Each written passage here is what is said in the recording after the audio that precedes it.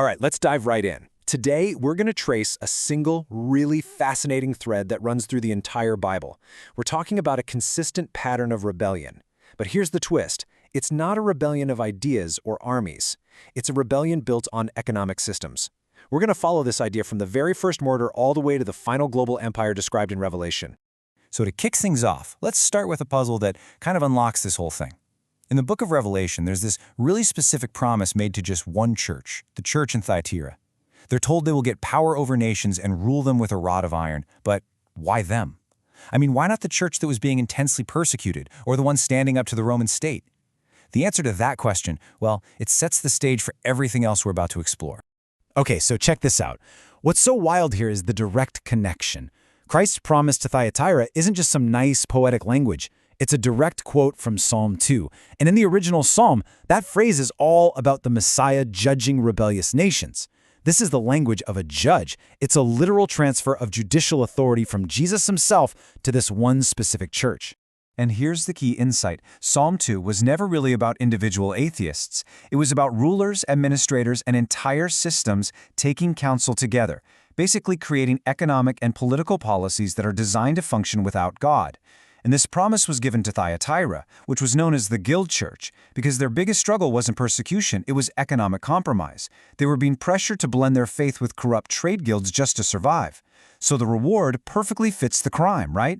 You resisted their corrupt economic system, so I'm going to give you authority over all systems. So to really get why that promise is so important, we've got to rewind. We need to go back to the Old Testament and find the original blueprint for this exact kind of rebellion. We're looking for the archetype of a power built not on swords and shields, but on trade and commerce. And the book of Ezekiel gives us the perfect case study, the king of Tyre. As this quote shows, Tyre's big sin wasn't just old-fashioned idolatry.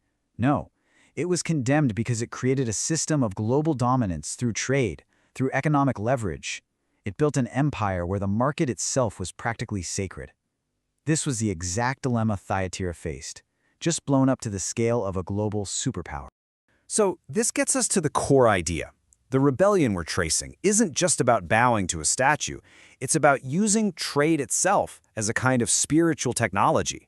You know, when the market becomes the source of your security, your identity, your future, when it promises to save you, it becomes a rival god. It's the oldest temptation from the garden, right? You will be like gods.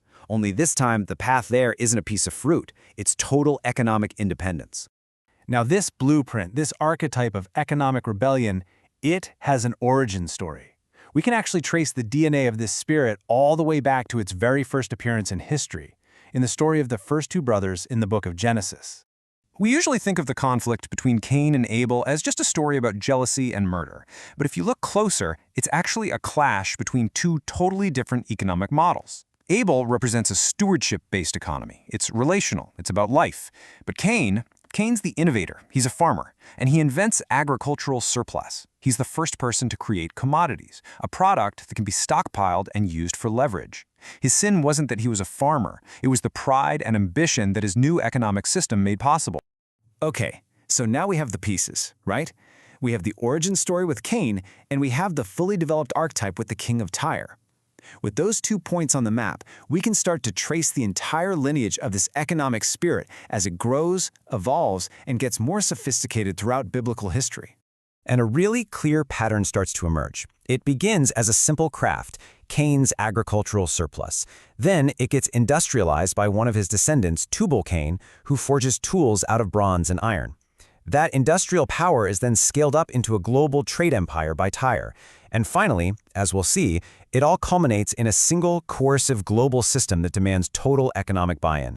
This table here really lays out the direct line of succession. Let's just walk through it. You start with Cain's prideful commodity system. This spirit of ambition finds its full imperial expression in the king of Tyre's desire for global dominance.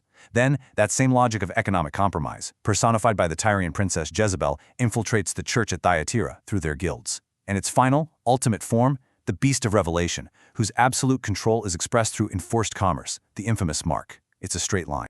So, what's the big takeaway from all this? Well, it's not really about pointing fingers at one specific historical figure or a certain company today.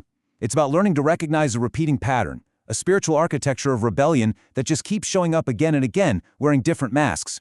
And the thing is, Scripture gives us this same blueprint over and over. You have the king of Tyre, a ruler who becomes a god through trade. You have the man of sin who sits in God's temple and declares that he is God. And you have the beast, a system that controls all commerce and demands worship. They're different skins for sure, but they all share the exact same spine. And that right there, that brings our whole investigation full circle. This one quote just ties all the pieces together beautifully. You have God's response to this rebellion in Psalm 2. You have the perfect model of it in Ezekiel 28. You see how it tries to sneak into the church at Thyatira, and you see its final human face in the man of sin. It all connects right back to that puzzle we started with. And all this leaves us with a final, and maybe kind of heavy thought. If this ancient biblical pattern is true, if economic systems really do have a spiritual signature, a built-in bias towards pride or autonomy or control, then we have to ask ourselves, what is the spiritual signature of the systems we all participate in every single day?